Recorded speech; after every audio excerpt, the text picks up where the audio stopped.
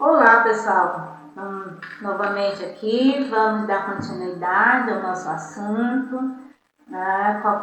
Qualquer questionamento, vocês anotem, façam apontamentos para numa oportunidade de interação, mesmo que ela seja remota, nós estarmos ou vocês estarem tirando as dúvidas de vocês, tá? Então, a aula passada, nós falamos que o pai, né, da microbiologia, quem iniciou esse trabalho, essa descoberta acerca desse mundo de seres bem pequenos, foi o Anthony van Leeuwenhoek.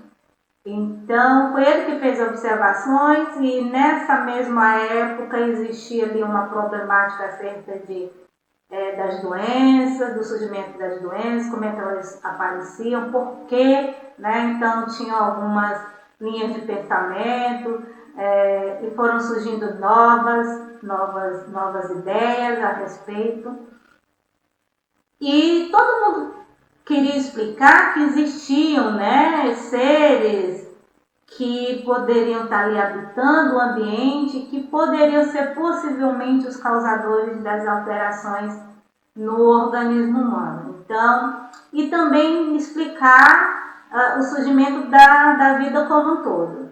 E tinham esses dois cientistas, o Francesco Redi e o Pasteur. O Redi fez um experimento lá com os frascos, colocando frutas, né, colocando peixe, né, deixava um frasco aberto, vedava o outro frasco, ele percebia que o frasco que ficava aberto, exposto, as moscas entravam e depois que elas entravam surgiam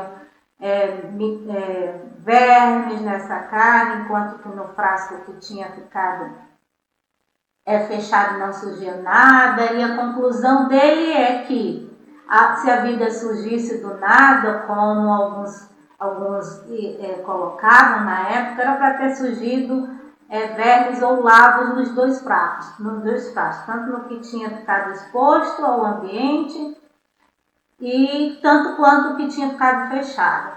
Mas aí diz assim, não, é porque o fechado ele não está em contato com o princípio ativo, por isso não permitiu a entrada, né, desse princípio, aí ele vai, faz tudo de novo, deixa o frasco com o resto de frutas, de carne aberto, um totalmente fechado e o outro com uma tela, né, com uma espécie de gaze que deixava passar o ar. E a conclusão foi a mesma. O frasco aberto, em contato com as moscas, surgiam lavas. Os outros dois, tanto o vedado quanto o que tinha sido fechado com gases, com tecido, da mesma forma não surgiram lavas. Então, cai, né, por terra a ideia de que, não totalmente, né, a ideia de que a vida surgia espontaneamente desde que houvesse um princípio ativo.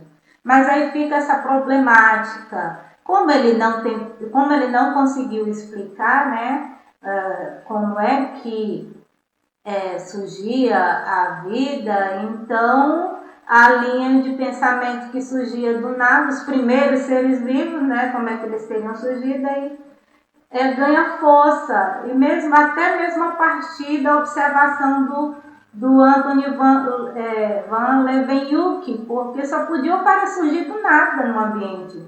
De onde é que eles surgiram? De onde é que eles apareceram? Mas aí o Pasteur, na sua ânsia de entender, né, por que ocorriam determinadas situações e a perda dos 3 filhos dele, ele fez pesquisas e ele refutou, né, negou essa ideia de que a vida surgia espontaneamente. E na época ele estava associado lá a comerciante de vinho, porque os comerciantes eles percebiam que o vinho que eles faziam estragava, né, azedava, virava vinagre, pela ação do que eles não entendiam, né? Na época eles sabiam que poderia ser bactérias e fungos que acabavam por danificar essa produção. E aí o que o Pasteur fez? Ele pegou um frasco e produziu um líquido, um caldo, uma espécie de caldo orgânico ali, como meio de cultura, na ideia de que se houvesse vida, se a vida surgia do nada, a vida ia surgir ali, até porque era um ambiente que oferecia tudo o que fosse necessário para o surgimento dessa vida. Tá? Então, ele colocou isso num vaso com um aspecto de balão, tá? É um objeto de laboratório.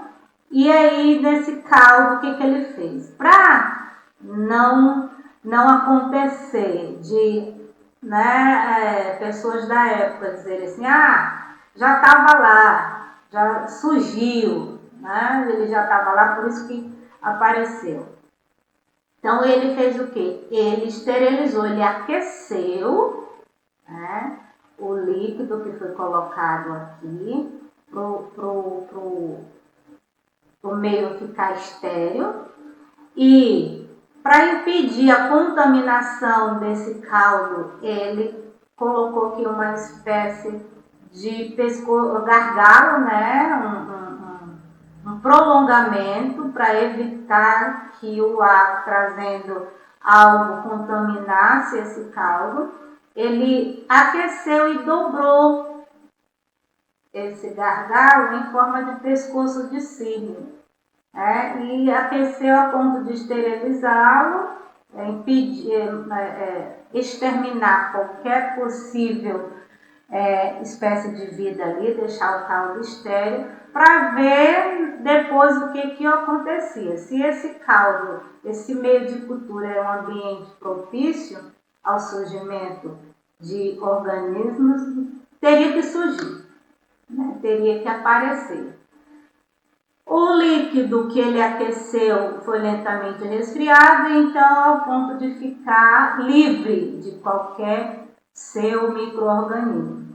E o gargalo aqui, em forma de pescoço de cisne, impedia a contaminação desse meio de cultura. O ar entrava, mas partículas que existiam, ou micro-organismos, né, hoje nós falamos assim, poderiam ficar retidos. Então, ao longo do tempo, o que ele observou? Que o caldo ele permanecia estéril. Não surgiu nada ali. Tá? Não apareceu absolutamente nenhuma forma de vida nesse ambiente. E a extremidade aqui do gargalo, ele deixou aberta e continuou aberta, né? Ele inclinava, permitindo o contato do caldo, né? Tem literatura que diz que ele quebrou o gargalo, outros diz que ele inclinava, né, o caldo para que esse caldo entrasse em contato com o conteúdo aqui do pescoço de cisne, depois colocava os micro-organismos. Aí, uma vez que esse caldo ficou contaminado, os micro-organismos entraram e começaram a se proliferar. Então, a partir daí foi que houve observação de vida nesse ambiente. Então, a conclusão é de que esses organismos, eles cresceram ali porque eles vieram lá de fora, né? Estavam no ambiente, no ar, e encontraram ali um meio adequado para a sua reprodução e começaram a crescer, né? E aí, nessa época, em parceria com os fabricantes de vinho, que os fabricantes queriam obter uma forma de preservar o seu produto e não permitir com que esse produto ele estragasse.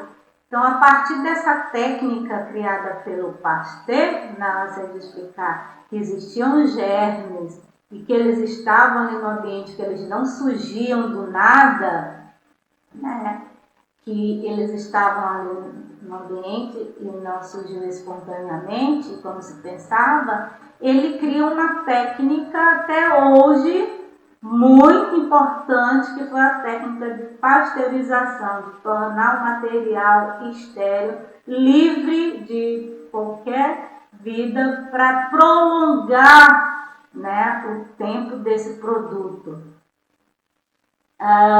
E aí, né, a coisa começa a evoluir. Alguns estudiosos começam nessa linha de pensamento, pesquisar e buscar informações. E alguns deles tiveram uma contribuição muito importante, né, dentro do estudo da microbiologia, contribuíram muito. Aqui eu vou citar alguns deles, mas os principais foram Fracastoro, que lá pelo século XVI dizia que os seres pequenos causadores de doenças estavam presentes no ar, né, aquela ideia dos miasmas. O Planck, tem várias pronúncias, que constatou que diferentes micro-organismos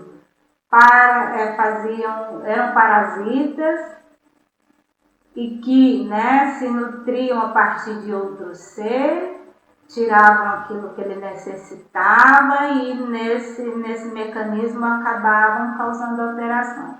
O Pasteur, que iniciou um estudo sobre a doença do bicho da seda, que estava prejudicando os fabricantes de seda na França. Nesse estudo, o que ele fez? Ele descobriu o agente infeccioso, né, e também a maneira como esse agente era transmitido, inclusive como prevenir.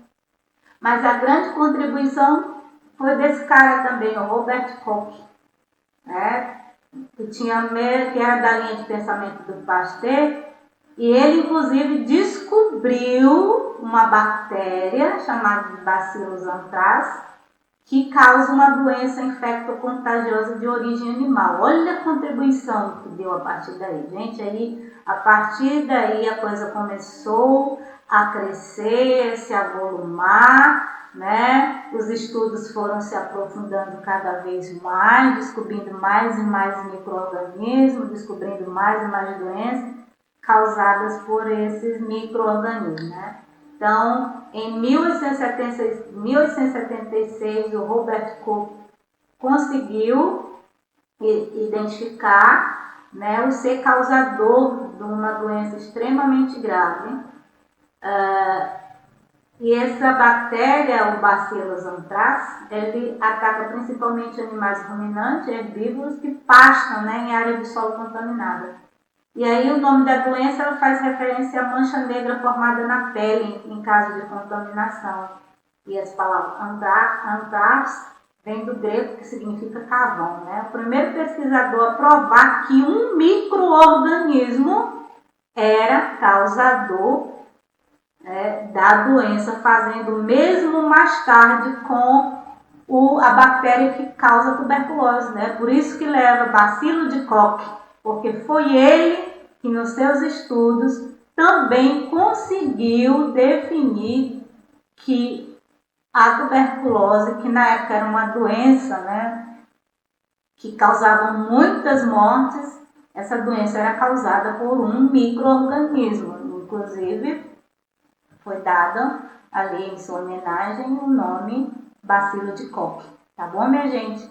Por hoje a gente vai terminar aqui. Vocês podem pesquisar a respeito desses assuntos, os nomes, os trabalhos realizados, a contribuição, mas isso não é o mais importante.